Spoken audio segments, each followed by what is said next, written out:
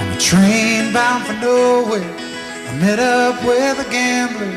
We were both too tired to sleep, so we took turns staring at the darkness at the window till boredom overtook us, and he began to speak. He said, "Son, I've made my life out of reading people's faces, knowing what the cards were by the way they held their eyes.